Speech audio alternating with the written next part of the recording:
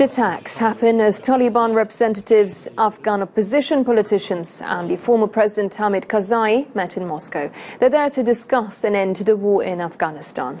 The discussions will not include any of President Ashraf Ghani's current government officials, and that's led to the government condemning the talks, calling them a betrayal of democracy.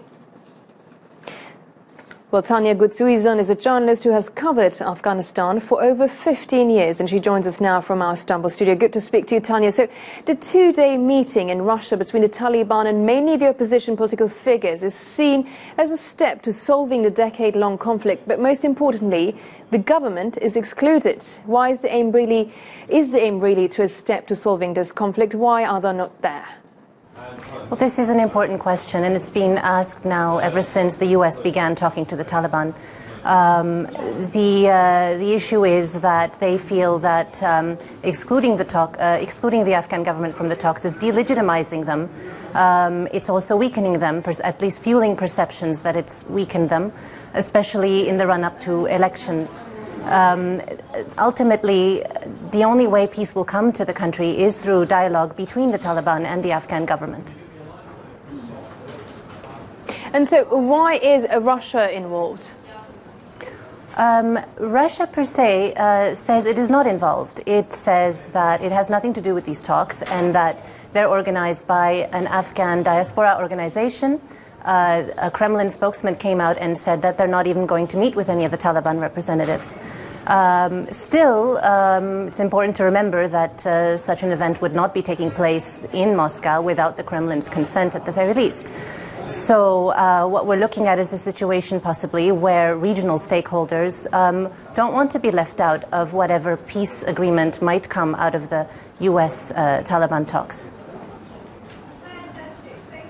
So, Tanya, there are lines coming out of the meeting as the United States says it would need to provide support to Afghan security forces, even if U.S. forces were to withdraw from Afghanistan, and saying it is a very, very slow process. What do you make of these lines? Does it make any sense without the government being there, really?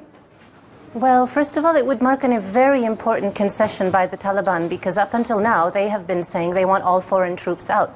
We're talking about 14,000 American troops, 8,000 other foreign troops. Obviously, the Afghan government does need the support of these foreign troops. And we also have to remember that nothing has been agreed until everything has been agreed. So the outcome of all these talks really has been nothing but commitments, stated commitments, but nothing's really come out. No ceasefire agreements, no timeline set for President Trump's stated intention to withdraw the troops. At the moment, everything is just talk. So you mentioned everything is just talk, and we know that the Taliban representatives are there, but on the other hand, there were two separate attacks today. Well, exactly. There has been no ceasefire, and that's something that gives leverage to the Taliban in the talks.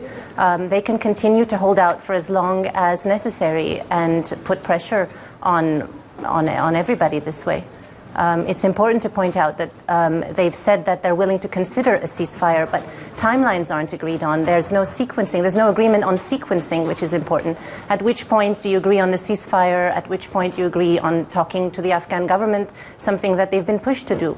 A few weeks ago, in fact, when talks were scheduled to be held in Saudi Arabia, the Taliban pulled out because they were being pressured to involve the Afghan government. Well, we have to wrap it up here. Thank you very much for that insight, Tanya Goudsouzian.